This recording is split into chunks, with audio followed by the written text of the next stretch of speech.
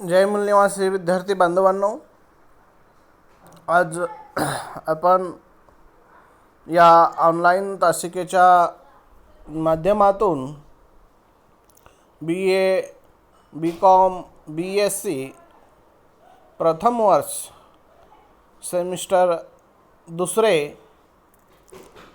विषय पाली द्वितीय भाषा SL पेपरचे नाव व क्रमांक 2 निवडक गद्य व पद्य। विद्यार्थी मित्रांनो, मागील सत्रामध्ये आपण जसा या SL द्वितीय भाषेचा अभ्यास केला तद्वतच आपण याही सेमिस्टरमध्ये या द्वितीय लँग्वेज पाली भाषेचा आपण अभ्यास करणार आहोत।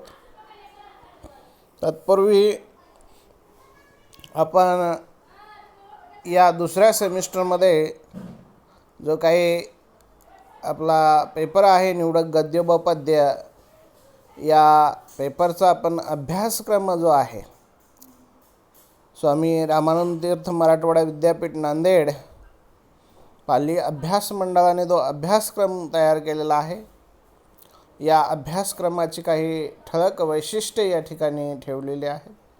हे सर्वप्रथम आपण जाणून घेऊया।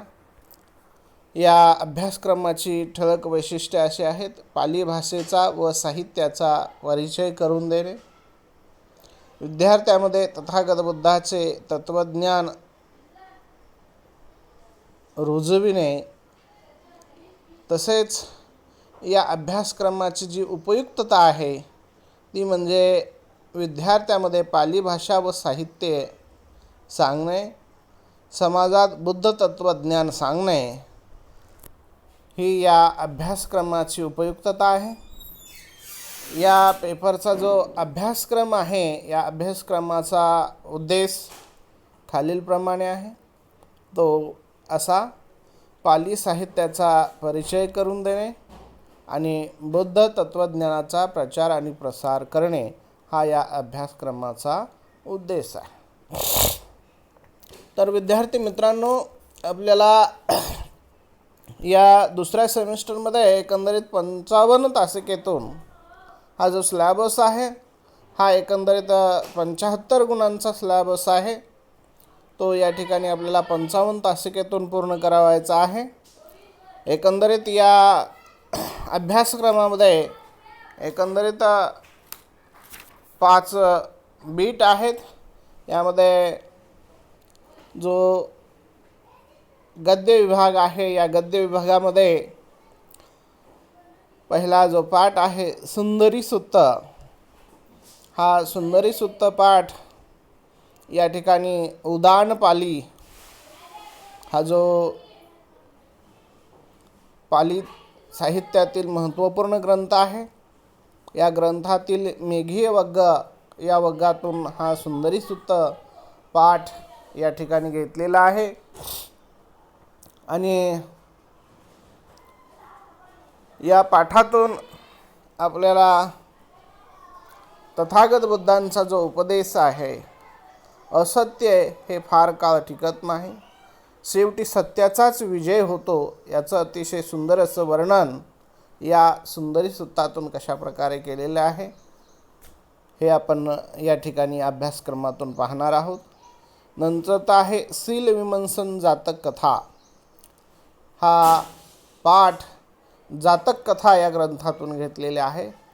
आणि या पाठामध्ये शीलाची परीक्षा कशा प्रकारे राजाने घेतलेली आहे, याचं अतिशय सुंदर असं वर्णन या ठिकाणी या शील विमंसन जातक कथेतून आपल्याला पाहावयास मिळतं। तिसरा पाठ आहे राहुल वत्तू। या ठिकाणी जो तथागत बुद्धांचा जो मुलगा आहे, जो राहुल, याविषयी विनयपिटकातील महावग्गातून हा पाठ घेण्यात आलेला आहे। आणि या राहुलची प्रवर्जा कशा प्रकारे झालेली आहे, याचं अतिशय सुंदर असं वर्णन या राहुल वत्थू या पाठातून करण्यात आलेला आहे। त्यानंतरचा चौथा जो पाठ आहे कुसलो वेजो, हा देखील पाठ विनयपिटकातील महावग्गातून घेण्यात आलेला आहे. आणि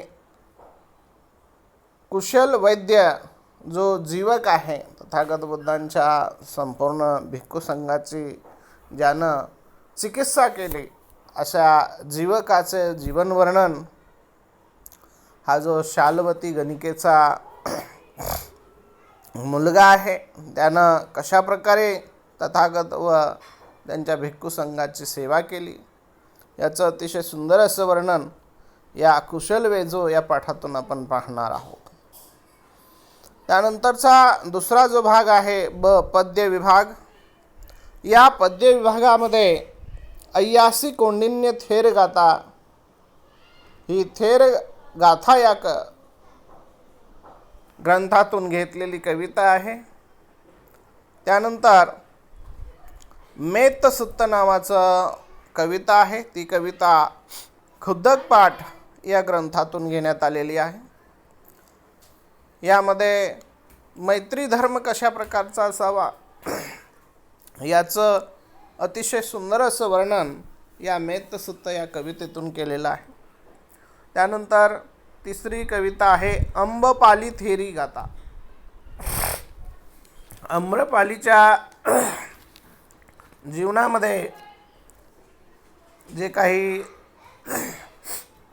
घडलेलं आहे, तिच्या जीवनाचा जो इतिहास आहे, हा इतिहास आपल्याला या ठिकाणी या पाठातून पाहायचा आहे. तिचं जीवनचरित्र थोडक्यात या ठिकाणी वर्णिण्याचा प्रयत्न केलेला आहे.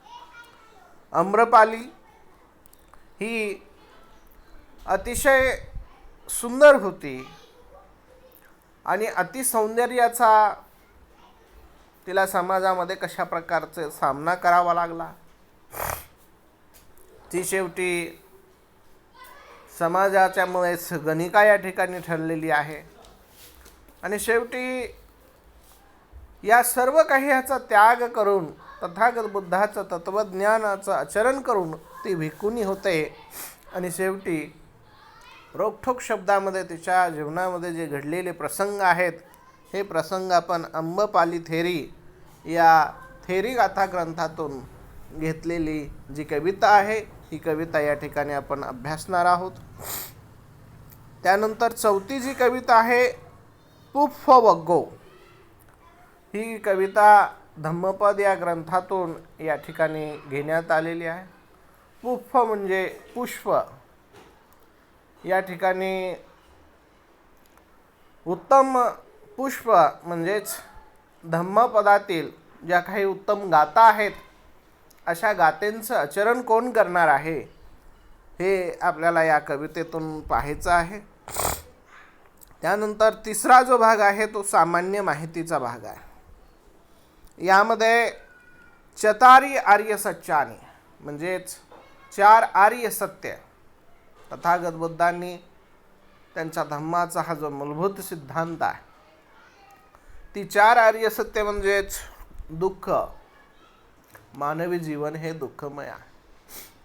दुसरा आर्य सत्य, मानवी जीवन हा एक दुःखाचा समुदाय आहे.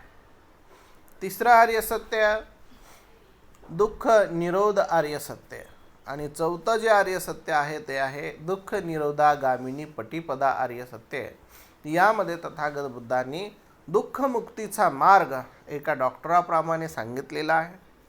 डॉक्टर जशा प्रकारे रोग्याला आजार झाला आणि या आजाराचं निदान काही औषधीद्वारे करतो, तशाच प्रकारे तथागत बुद्धांनी या अखिल मानवजातीला जो दुःख नावाचा रोग झालेला आहे, या दुःखातून सावरण्यासाठी, त्यांचं जीवन सुखमय करण्यासाठी, कल्याणकारक करण्यासाठी त्यांना तथागत बुद्धांनी 8 टॅबलेट, 8 औषधी दिलेल्या आहेत.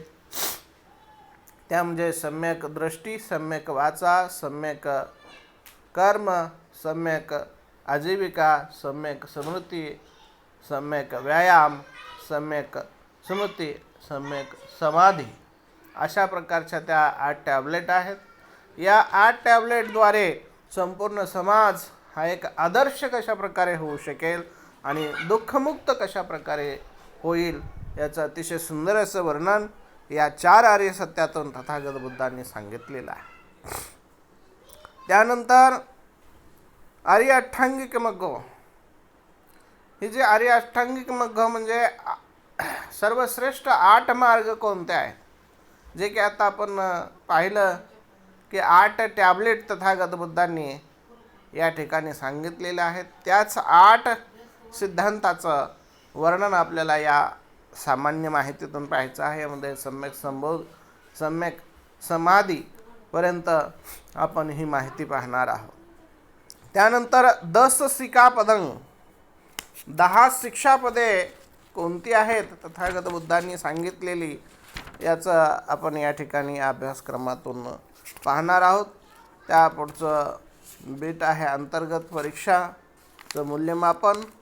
वर्गातच 2 10-10 गुणांची या ठिकाणी टेस्ट घेण्यात येईल आणि 15 मार्काचं होम असाइनमेंट या ठिकाणी घेण्यात येईल. अशा प्रकारे एकंदरीत अ, ब, क आणि ड या 4 विभागातून हा अभ्यासक्रम विभागलेला आहे आणि अशा प्रकारे एकंदरीत 55 तासिकेतून एकंदरीत हा 75 गुणांचा असणारा अभ्यासक्रम आपल्याला या ठिकाणी अभ्यासायचा आहे.